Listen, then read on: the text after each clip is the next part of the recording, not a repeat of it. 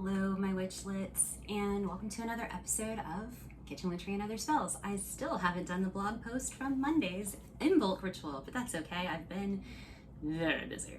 So as I said, both in that video and I think in last week's Brigid's Cross video, I'm going to do my food recipe for today because we haven't done food yet. So this week.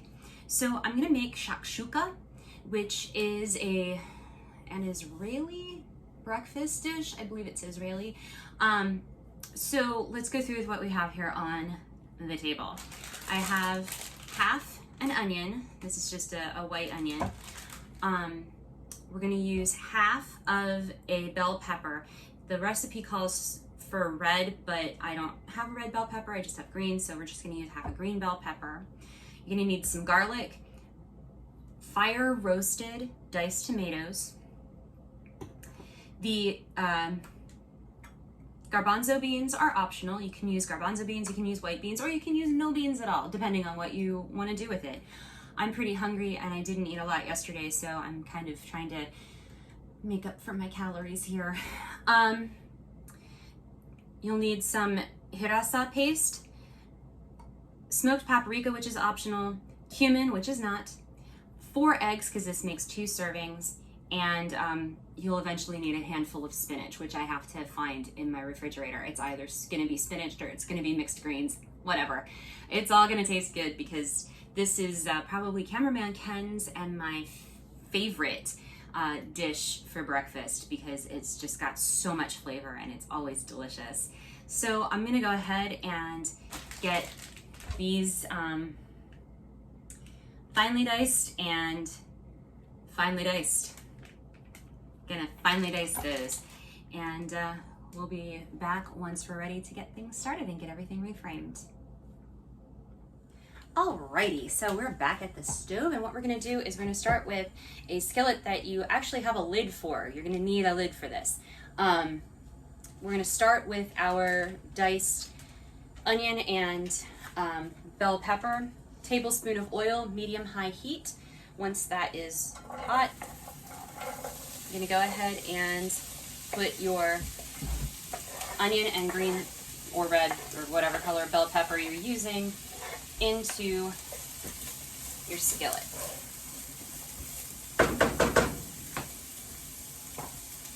And we're gonna cook that for 2 to 3 minutes or until the onion is slightly translucent. So that's what we're going for. You're gonna soften these vegetables and then we're gonna start adding the spices. Yay! Actually, we're gonna add garlic next and cook that for about a minute till fragrant, and then we start adding our spices, which is the fun part. Spices! I will be back in just a few moments.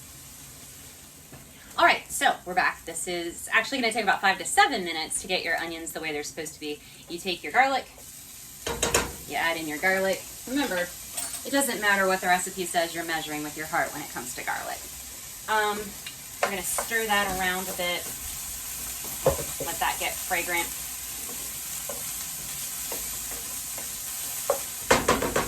Now to this, we are going to add our spices here, which is gonna be a tablespoon of hirasa paste, or whatever it's called.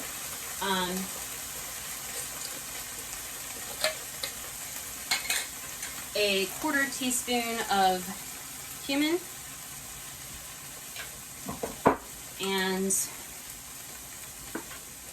a 1/4 teaspoon of paprika. Normally I wouldn't measure, but since I happen to have a 1/4 teaspoon here, we'll use it. Okay.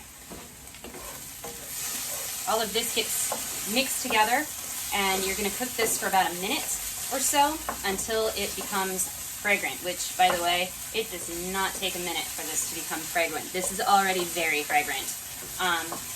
One of the things that we really like about this dish is it's very, very flavorful, not incredibly spicy, just very flavorful and all of that. Okay, so then next we are going to add our diced tomatoes. You want to keep the juice with this. You don't want to drain this because you're going to need the juice because this has to simmer. So you're going to crush down some of the larger tomato pieces with your spoon. This particular one has a lot of large tomato pieces. And mix this together. And you're going to bring this to a simmer, then lower the temperature and let it simmer for approximately 15 minutes. But you're going to want to keep an eye on the amount of liquid you have because there's not a lot of liquid in the tomatoes. So we're going to sit that there for just a moment.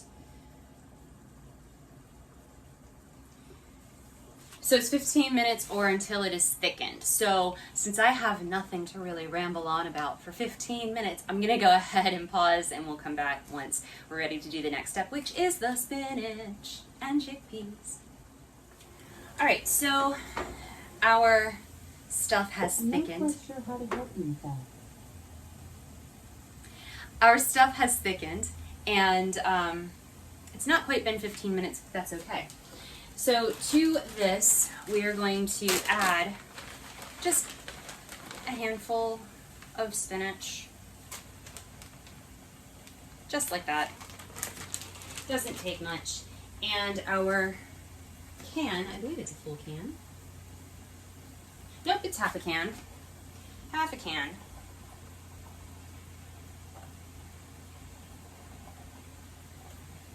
Of our garbanzo beans. And then we are going to stir this about to wilt the spinach. And once we get it where we like it,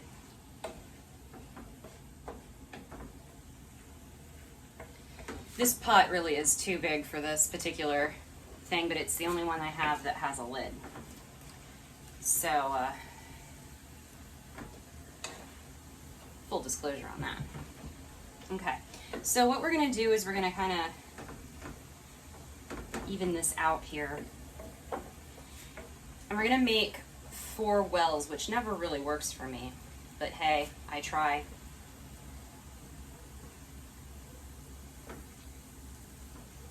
There we go.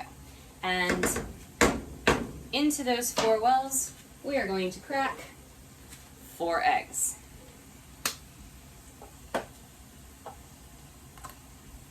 And ow, I somehow managed to get egg yolk all over me every time.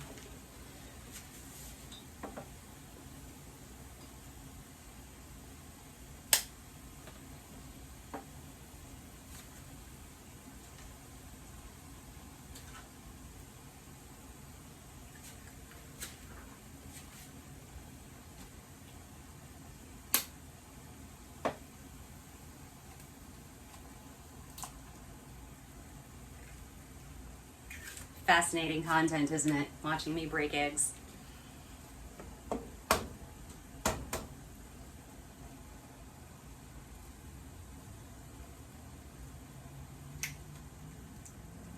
Okay.